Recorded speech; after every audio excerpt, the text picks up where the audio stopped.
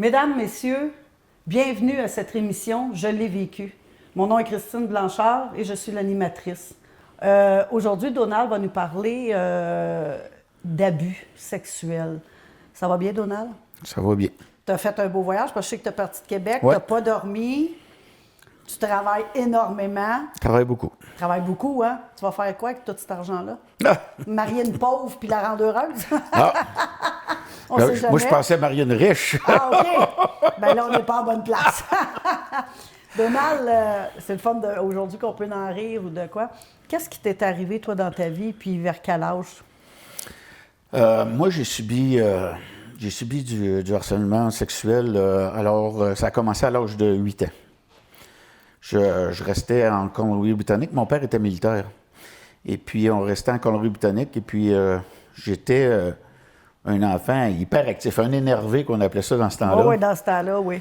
Puis, mes parents m'inscrivaient à des activités. Puis, on m'inscrit à des cours de peinture à l'huile. Et puis, j'ai développé un certain talent, puis mes parents trouvaient que ça me faisait du bien.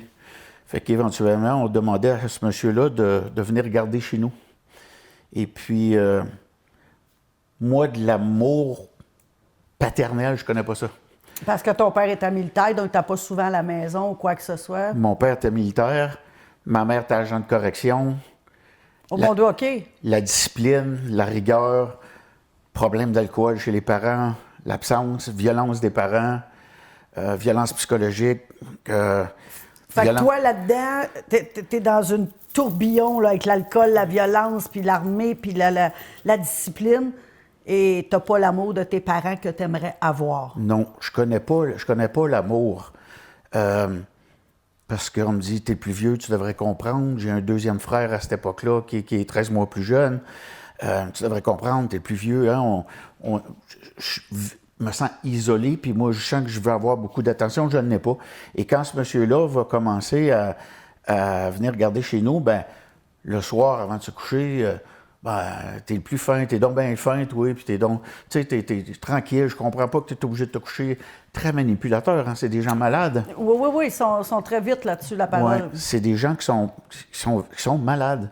Et puis, mais tu sais, ça commence par te flatter les cheveux, ça commence par te flatter le dos, puis après ça, tu sais, ça va te border, puis tu sais, ça s'assied à côté de toi, puis ça te flatte, puis ça commence toujours un petit peu comme ça, très sournoisement, très... Toi, t'as pas ça de tes parents, fait que donc, toi, tu Moi, attires j'adore. l'attention. Ben oui, t'adores, c'est sûr, t'as de l'attention à Absolument, toi. j'ai là. l'attention, j'ai de la délicatesse, j'ai de la douceur, puis venant d'un père, j'ai pas ça, fait que d'un homme, c'était comme un père. C'était comme j'en demandais. Oui. Et puis, tranquillement, pas vite, les gestes ont commencé à changer, à me rendre un peu inconfortable. Ça a commencé à flatter, à faire des attouchements. Puis, tu sais. Puis toi, à cet âge-là, t'as 8 ans. J'ai 8 ans. Tu le sais consciemment que c'est pas bon, qu'est-ce qu'il fait, là. Ben, moi, je le sais pas nécessairement, mais je suis inconfortable avec ça. OK. Et puis, lui, il va commencer tranquillement à me dire qu'il veut me montrer le secret des grands, qu'il appelait ça. OK. Et le secret des grands, puis là, il ne fallait pas que j'en parle à mes frères et à mes parents. Ben non, faut que tu gardes ça parce secret. que c'est un privilège, parce que tu es grand garçon, je vais te l'apprendre. Et puis, très sournoisement, ça va s'en venir comme ça. Puis, à un moment donné, il va commencer à avoir vraiment les premiers attouchements sexuels. Et là, malaise, ça me tente pas, je veux pas trop. Et ça a pris quelques fois. Toi, à 8 ans, tu lui dis non, je veux pas, j'aime pas ça. C'est ça. Et lui, il arrête, puis il te met en confiance, dans un sens. Là. Voilà. Il arrête, puis je respecte ça, puis. Voilà. Mais il continue. Tout à fait. Et des soirs suivants, ce qui venait garder chez moi, chez nous, moi, je disais à mes parents que ça ne me tentait pas qu'ils viennent. Mais tu leur dis pas pourquoi. Moi, je leur dis pas pourquoi. Puis là, mes parents me disent, là, arrête de faire ton difficile. Tu sais, c'est déjà assez difficile de te faire garder comme ça. Qu'est-ce qu'on a fait au bon Dieu de mériter un enfant comme toi? Puis, fait que, tu sais, t'es écrasé. Mm-hmm. Fait que je vis beaucoup d'anxiété, beaucoup de peur. Ça amène des comportements dans la semaine. Donc, mes parents étant violents, je vais manger des volets. Mon père, très violent. Mon père pouvait me frapper avec des bottes militaires en arrière de la tête, puis il me lâchait que j'avais perdu connaissance.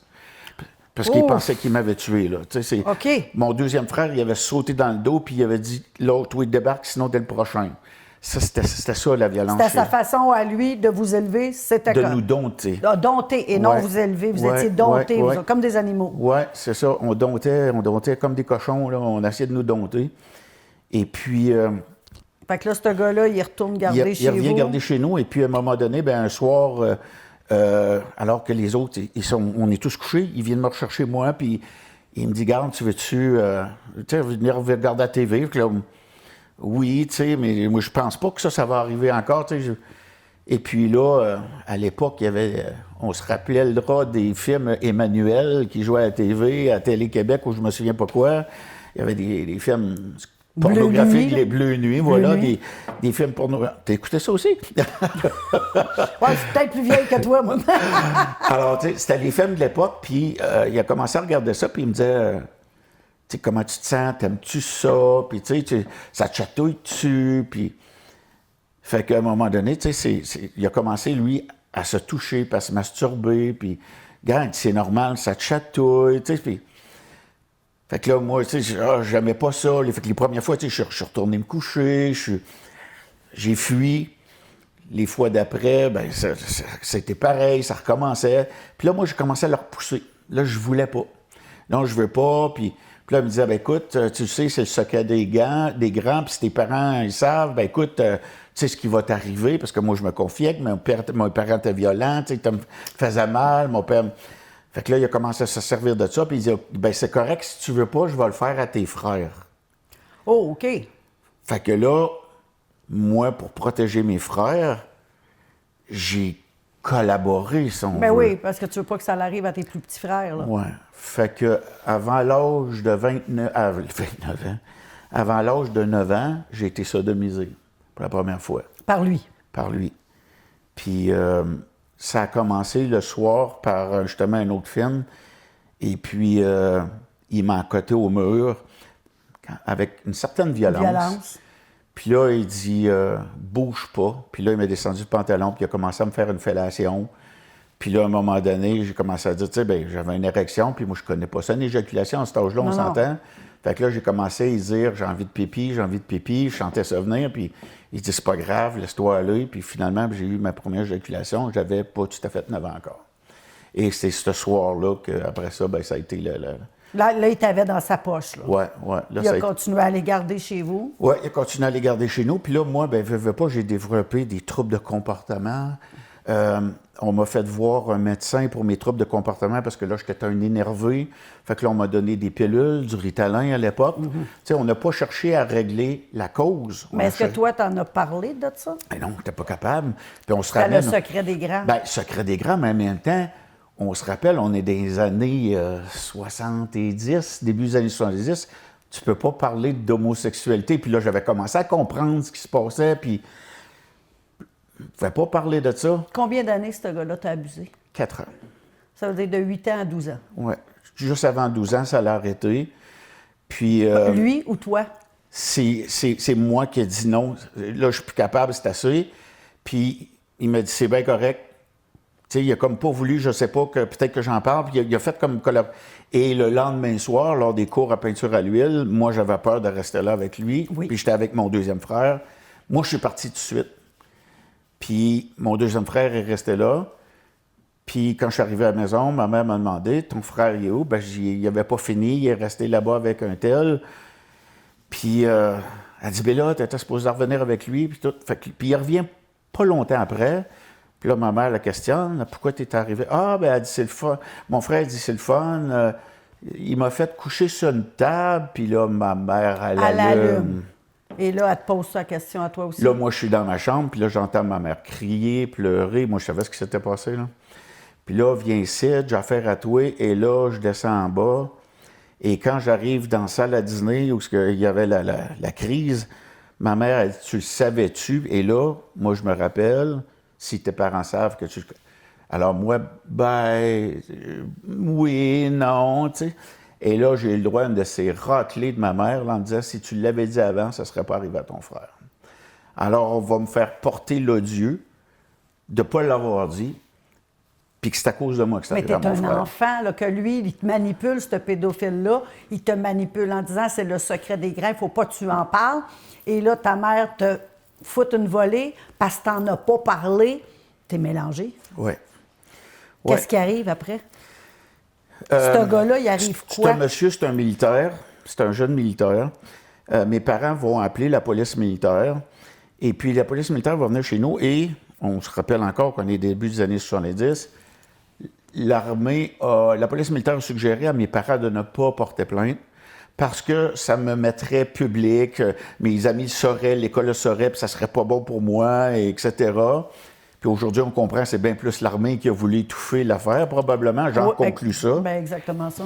Et ce qu'ils ont fait, c'est qu'ils ont transféré ce monsieur-là à Québec, parce que nous, on était en Colombie-Britannique. Fait que dans le fond, ils ont pris le problème et ils l'ont changé de place. That's it. On n'en parle pas, on change le problème de place. Et on n'en parle pas, ça a été la directive de mes parents. Là, c'est beau, c'est correct, c'est fini, ils l'ont envoyé, on n'en parle plus, passe à d'autres choses. Et encore là, le traumatisme, la culpabilité, la honte, la douleur. J'ai 58 ans aujourd'hui, puis j'ai encore l'anus fendu à cause de cette fois-là. Ça ne guérira jamais, les médecins m'ont dit. J'ai encore des saignements à cause de cette fois-là. Imagine-toi, là tu as 50 quelques années, si tu as 8 ans, 9 ans, 10 ans, 11 ans, 12 ans, puis tu as encore des séquelles aujourd'hui. J'ai encore des séquelles aujourd'hui. Côté sexuel, ta tête. On va arriver à ma tête. Quand ce monsieur-là est parti, c'est ça le mot d'ordre, on n'en parle plus, c'est fini. Alors, je veux pas, j'ai développé des troubles de comportement. Oui, exactement. Je suis devenu agressif, troublé, troublant. Des idées suicidaires se sont installées. Tu devais avoir peur aussi des autres gens, là, un autre cours de peinture ou un cours de ci, qui va m'arriver à la même affaire. Je me suis enfermé, plus capable de socialiser, plus capable de m'attacher. Moi, le sentiment d'attachement à quelqu'un, là... Il t'a trompé, cette personne-là, il t'a mis des fausses idées dans la tête. Là. Et ma mère qui devait me protéger, et mon père, alors moi, le sentiment d'attachement, j'ai fui ça toute ma vie. Puis d'entrer en relation avec quelqu'un, encore aujourd'hui, c'est difficile. Dès que je me sens trop attaché, je fuis. J'ai peur de l'échec, j'ai peur d'être trompé, j'ai peur d'être... Alors, les troubles de comportement ont amené mes parents et pour se remettre un petit peu dans le contexte, pas longtemps après que ce monsieur-là, mon père a été transféré. Et on a été transféré à Québec, où ce que lui a été transféré, sur la même base militaire. J'ai peur de le croiser. Ben oui. Je ne sais plus où est-ce qu'il est, moi. Je ne l'ai jamais revu, d'ailleurs. J'ai peur de le croiser. Et à l'école, je suis troublant, je suis troublé. Je fais la fête école, je fais le trouble école, je me fais mettre dehors de l'école. Je vole, je me bats, je me fais ramasser par la police. Et tellement souvent qu'à un moment donné, même la base militaire a dit à mon père, si ça arrive encore, vous ne pourrez plus rester sur la base militaire. Est-ce que tu fais ça pour attirer de l'attention ou par vengeance inconsciente en dedans de toi pour te venger de ce qui t'est arrivé ou c'est pour attirer de l'attention de tes parents, dire « Regarde, j'ai besoin de vous autres ». Je cherchais beaucoup à avoir de l'attention, à avoir des amis, d'être aimé. Je voulais être normal. Puis tu n'as pas choisi la bonne façon. J'ai pas choisi la bonne façon. Et puis là, mes parents, comme j'étais trop troublant, puis me faisaient mettre dehors de l'école, mes parents m'ont fait voir un monsieur qui a un gros papier sur le mur, là, un monsieur intelligent qui appelle ça un psychiatre. OK. Puis le monsieur qui était le médecin à l'Hôtel-Dieu du Sacré-Cœur de Québec, qui est un hôpital psychiatrique, va me faire passer différents tests et va convaincre mes parents que j'ai un trouble d'adaptation sociale, un trouble de l'opposition, un trouble d'hyperactivité et d'attention. Et bon, en tout cas... Est-ce qu'à lui, ce psychologue-là, psychiatre, est-ce que tu lui en parles de tes abus sexuels? Non. Non, parce qu'il ne fallait plus en parler. OK, ça, c'est toi dans ta tête, c'est ça. Non, c'est oublié, c'est fini, ça. Si je vis encore des problèmes à cause de ça, c'est moi. C'est de ma faute. C'est moi qui... C'est pas normal. Il ne faut plus que j'en parle. OK. Fait que lui, tu n'en parles pas. Non, j'en parle pas. Fait que lui, il ne peut pas dire que tes comportements sont causés par l'abus sexuel. Non. Lui, Puis on ne m'a pas questionné là-dessus, moi non plus, si c'était arrivé des choses comme ça, ou on m'en a pas parlé. Après que ta mère a dit on n'en parle plus, ça a été fini en Colombie. Ça a pris 25 ans avant que je n'en reparle à mes parents, que ça sorte. Quand je suis arrivé à l'école psychiatrique, comme je suis considéré comme troublant et agressif, on va m'attacher poignet, cheville, après le pupitre, toutes les heures de classe. 8 heures de temps en classe.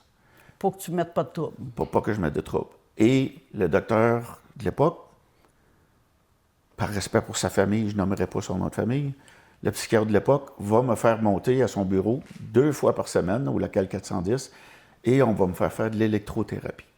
Des petits casse-têtes, des petits jeux, des fils plugués après moi, puis on me donne des chocs électriques quand je me trompe. Ça, c'était supposé me rendre normal et intelligent. OK. Je vais subir ça 2 ans. On est en quelle année? J'ai 13 ans. Fait qu'on est en 74, Ouais. 76, 78, Ouais. dans les années 70. Ouais, 75 à peu 75. près. Ouais. Puis, c'est ça, je vais faire 2 ans là, puis un jour, moi, tu sais, la fin de semaine, quand je reviens à la maison, moi, je raconte à mes parents ce que, tu sais, je veux pas retourner là, puis tu sais, puis c'est comme, bon, toute la... Oh oui, toi, Toute la dénigrance. Puis, tu sais, ma mère, combien de fois j'ai entendu ma mère, tu sais, qu'est-ce que j'ai fait un bon Dieu, mériter un enfant comme toi? C'est une phrase qui me revient toujours dans la tête. Mais au bout de 2 ans, à un moment donné, on me fait venir au bureau, mes parents sont là, puis tu sors, tu te retournes dans la société. Et là, je me suis ramassé d'une polyvalente de 3500 personnes, complètement désorienté. J'ai embarqué dans la... Mais j'avais déjà commencé, là, pendant la période de début, j'ai commencé à consommer de l'alcool. Mon père faisait du vin de pissenlit dans le sous-sol. C'était mauvais, là, mais C'était mauvais, mais ça te faisait oublier. ça décompressait. Et j'ai embarqué dans les consommations de substances qui existaient à l'époque, qui n'avaient pas grand-chose, mais c'était ça. Et quand j'allais chez des amis, j'allais dans les pharmacies, prenais des pilules, prenais n'importe quoi pour... Toi, tu voulais geler tes émotions. geler puis espérer mourir. J'avais pas le courage Puis là, de tu as faire. 13, 14 ans? Ouais. Ouais. T'es déjà- Même à 12-13 ans, là, je te dirais qu'entre l'âge de 12 ans et 25 ans, je pourrais honnêtement dire sans réserve qu'il n'y a pas une journée que je n'ai pas pensé au suicide. Pas si j'allais le faire, c'est comment. C'est sûr que j'allais me suicider. Je le disais à tout le monde, c'est sûr que je vais me suicider, mais je ne savais juste pas comment. J'avais peur de souffrir, de manquer mon coup, d'être handicapé. Alors, ça m'a emmené là. Et puis, bon, ben, les troubles de comportement au secondaire. Et là, rendu au secondaire, j'arrivais à Polyvalent. Et puis, moi, je dis, tiens, je vais me virer dans la religion. Alors, je m'inscris à la Polyvalente dans la GEC, la Jeunesse étudiante chrétienne. Et pas grande implication. Alors, on me nomme président du groupe. On est quelques-uns, quand même, peut-être 10-12. Et puis, l'animateur de pastoral, à un moment donné, à une fin de semaine, on préparait une fin de semaine de retraite de prière, puis lui, il voulait faire ça à son chalet, en Beauce, et puis il dit, écoute, il faudra aller préparer le chalet, c'était au printemps, juste avec les lacs cales, et on va aller préparer le chalet, puis tout, puis on arrive là, la fin de semaine, commence à préparer, juste moi puis lui, puis je trouvais ça bizarre, mais je me dis, écoute, il a vraiment confiance en moi, tu sais, Oui, toi, c'est pas revenu, toi, tes affaires de le pain. Moi, je suis le pain qui est naïf, chez là. vous qui garde, là. Moi, je suis naïf, je gueule probablement le plus naïf, j'ai confiance aveugle. Là. Puis on s'en va là, puis à un moment donné, bon, faire une longue histoire courte, dans la nuit, je me réveille, puis il est en train de me tripoter. Ah, ça recommence. Là, ça recommence. Et là, le questionnement commence. C'est-tu de ma faute? C'est-tu moi qui attire ça, là? C'est-tu moi qui attire ça? Suis-tu comme ça? Et là, je me mets en doute sur mon orientation sexuelle, je me mets en doute sur ma responsabilité de ce qui se passe dans ma vie. Je suis donc bien pas correct, je suis donc bien pas bon, je suis donc bien innocent, je suis donc... Et on en rajoute. Ouais. Et la fin de semaine a fini, j'ai eu peur. On a écourté la Il fin s'est de rien semaine. passé, là. À part qu'il m'a tripoté et tout. Mais toi, à 8 ans, tu disais non, tu es capable de dire, hey, Ouais, mais là, de peur, j'ai comme figé. OK. J'ai comme figé, je l'ai pas repoussé, j'ai pas... Mais toi, tu savais, là, c'était quoi que Ouais, je savais, là, puis tu je me l'avais disais- vécu, là.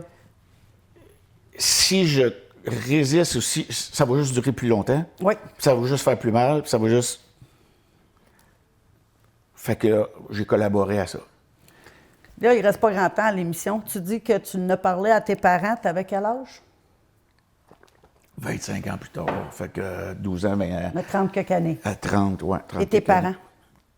Déni. Mais alors, reviens-en, ça fait là 30 ans, c'est... Ah, c'est pas, on n'a pas vu clair, pauvre toi, puis Non, c'est non, ça, non, tes non, comportements. non, non. On te culpabilise encore. Ouais. On a fait ce qu'il y avait à faire, on a appelé la police, ils ont décidé d'eux, puis on a fait ce qu'il y avait, on pensait meilleur pour toi. Vous m'avez changé de place, vous m'emmenez à Québec, je voyais un psychiatre, Puis là, je m'en vais en religion à l'école et il m'arrive la même chose dans le chalet, vous allumez pas. C'est toujours ta faute à toi. C'est toi le naïf. L'affaire du chalet, eux autres, ils l'ont pas su. Même aujourd'hui? Non, même aujourd'hui. Est-ce que tes parents sont encore vivants aujourd'hui? Ma mère seulement est encore vivante. Mon père, quand il est mort, j'ai fait la paix avec lui pour tout ce qui est violence physique et psychologique. On leur pardonne, oui, j'ai fait la même chose, moi aussi. Mais ça, j'ai pas élaboré là-dessus, c'était inutile. Moi, je te dirais pas que j'ai fait la paix avec le passé, mais j'ai accepté que ça fait partie de ma vie. Puis aujourd'hui, je m'en sers pour aider, et j'espère aider d'autres hommes qui ont été victimes de sortir de leur coquille. Juste l'émission. Viens en parler. Que tu viennes en parler, je l'ai vécu. C'est sûr qu'on allume des lumières à des gens qui sont encore dans le « c'est de ma faute, je suis dans l'alcool » parce que, bon, c'est... Aujourd'hui, tu dis que tu travailles beaucoup. Parce que là, je sais que tu as travaillé, tu n'as pas dormi de la nuit, tu es ici en studio, tu travailles une place. Est-ce que tu crois que de travailler... C'est une fuite? Oui. Est-ce que tu fuis là-dedans parce que tu oublies là-dedans, tu es concentré sur parce que tu chauffes des autobus? Je ne nie pas. Je ne nie pas que c'est une fuite. Je pense que c'est en fait encore le petit Donald qui essaye de se valoriser dans plein de choses. Et pourtant, c'est si simple d'être juste soi-même. Parce que moi, j'ai fait la même chose que toi, j'ai pas eu d'abus sexuel. Sauf que moi, j'avais un père qui était extrêmement connu au Québec partout. Et l'attention n'était pas sur moi du tout. Alors, tu étais dans l'ombre de ton père tout le temps. Je suis encore dans l'ombre de mon père, mais aujourd'hui, je l'accepte. Ouais. Je suis toujours la fille de Claude Blanchard, mais aujourd'hui, j'ai mon émission. J'ai tourné un film, j'ai fait un CD, j'ai écrit un livre. Et maintenant, c'est Christine. Oui, je vais toujours être la fille de Claude Blanchard. Ouais. Mais aujourd'hui, j'ai une identité, puis je l'ai accepté de vivre dans l'ombre de mon père. Ouais. Mais... Je veux dire, moi, marcher à côté de mon père, il fallait que je marche un pas en arrière de lui. Il fallait pas que je sois à côté de lui. Aujourd'hui, c'est drôle, parce que moi, dans ma tête, là, aujourd'hui, je suis en avant de lui, c'est moi qui est assis ici. Oui, puis bravo. Bravo. Puis, tu sais, moi, je pense que cette émission-là est essentielle parce que, malheureusement, il y a des ressources en traide pour femmes, il y en a comme ça. Les ressources pour hommes, il y en a très peu. Sont très sous-financées. Et juste dernièrement, je parlais avec un ami qui a fait un appel à un organisme à Québec et il y a 11 mois d'attente. C'est fou. Alors, un homme qui dit « j'ai besoin d'aide parce que je suis violent ou parce que j'ai peur de », la société a besoin d'écouter puis d'être là pour les hommes aussi. Et malheureusement, c'est trop peu. Alors, si les hommes ont le courage de sortir... Oui, puis il faut que les hommes sortent parce que souvent, c'est la femme qui est à... Mais il y a des hommes battus, il y a des hommes abusés, il y a des hommes qui... Il n'y a pas juste des femmes, tu sais, c'est enfants, hommes, femmes, puis il y a des personnes âgées aussi, puis sont abusés sexuellement dans les hôpitaux ou par un petit enfant, un petit neveu de quoi, ou un enfant pour l'argent. C'est des menaces, puis ils volent leur argent ou de quoi. C'est un abus, tu sais.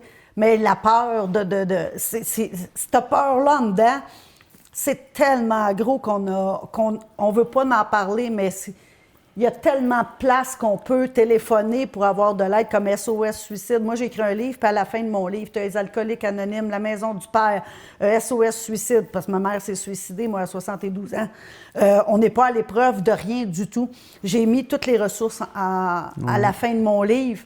Puis je me dis, j'ai fait le livre en disant le pardon d'un père, mais je me disais, je veux pas un livre de chevet. Je veux un livre que si je rencontre une personne comme toi, hey, lis ça. Mais quand tu vas arriver à la fin du livre, je souhaite faire pareil. J'ai le goût d'écrire un livre, moi aussi. Fais-le. Non pas sur une autobiographie, mais sur les émotions que les hommes vivent puis qu'ils ne sont pas capables d'exprimer. Commençons dedans. Et je te dirais, le titre de mon livre, ça va être « Comment tuer un enfant ». Bien, tu vas venir nous en reparler de ça. On est mort par en dedans pendant des années. Des années. Moi aussi, ça a été l'alcool, la drogue, le sexe, tout ce qui est pour me libérer, pour avoir de l'amour, de l'attention. Parce que moi aussi, j'ai été élevée dans des parents alcooliques, puis un père qui n'était pas présent, puis une mère pas présente non plus, qui était toujours sa brosse. Fait que moi, Donald, je veux te dire un gros merci d'être parti de Québec pour venir nous partager ça. Puis... j'espère d'avoir un succès avec cette émission-là, je l'ai vécu, pour que tu viennes me reparler de ce livre-là. De toute façon, on va rester en contact. J'aimerais ça. Parce que j'ai celui qui a coécrit mon livre est un écrivain hors pair. Je vais le recevoir à l'émission bientôt. Puis c'est quelqu'un qui aide les gens qui ne savent pas par où commencer. Puis moi, il m'a juste dit, fais juste écrire n'importe quoi. Qu'est-ce qui te passe par la tête sur des papiers? Ça. Puis ensuite de ça, lui, il est capable d'aller tout te monter ça. Écoute, c'est de toute beauté. Là. Il est sur Facebook. On donnera des contacts après, là, parce que je ne veux pas puncher, là, parce qu'il va être un de mes invités la semaine prochaine. Moi, Donald, je veux te souhaiter d'ôter la culpabilité en dedans de toi. Je ne sais pas comment faire, mais je te dirais que si je serais une magicienne, je te ferais des petits tours de magie pour envoyer ça dans les airs, puis peut-être plus penser à toi. Oui. Je te dirais, je me sens plus coupable. Mais tu es dans le travail, tu peux pas te sentir coupable, tu n'as pas le temps. Là. Non, peut-être. Tu es une machine là, peut-être. Qui tourne. J'étais comme ça, moi aussi, puis aujourd'hui, j'ai... L'équilibre, qu'ils appellent ça? Oui, puis c'est pas évident. C'est pas facile, mais on réussit. C'est beaucoup de méditation, beaucoup d'aller en dedans de soi, c'est beaucoup d'écrire, de brûler nos lettres qu'on écrit. Le pardon, c'est pas toi qui n'étais pas un bon enfant. Ah non, ça, je sais. Mais tu sais, les parents n'ont pas de livre pour, OK, j'ai un gars qui vient au monde, à la naissance, il faut que je fasse attention à ça, il faut que je fasse ça. Ils n'ont pas ça. Fait qu'ils vont d'après leur capacité qu'ils ont, puis de leur éducation aussi en arrière, là. T'sais, nous autres, on n'élèverait pas nos enfants de la même façon, puis on serait, moi en tout cas, je serais attentive à tout. Mesdames, messieurs, merci d'avoir été à l'écoute. Merci, Donald. Merci. Merci de l'opportunité. Puis s'il y a d'autres hommes qui ont vécu des choses comme Donald, gênez-vous pas. Écrivez à la production Star NM. Ça va passer en bas de l'écran. Ça nous ferait plaisir de vous avoir à l'émission pour arrêter les tabous que c'est seulement les femmes qui sont abusées, violence conjugale, violence verbale. Il y a des femmes narcissiques, il n'y a pas juste des hommes non plus narcissiques, des contrôlantes. Alors, gênez-vous pas, les productions Star NM vont être en bas de l'écran. Si vous voulez donner des dons, nous sommes à but non lucratif. Fait que si vous voulez donner des dons ou vous avez une compagnie et vous voulez commanditer l'émission, les productions Star NM, écrivez à Nancy Morin. Ça va nous faire plaisir de parler de votre entreprise au poste de CBT TV. CTB, c'est ça, CTB TV. Pour aujourd'hui, c'est tout. Alors, je vous dis merci et à la prochaine émission.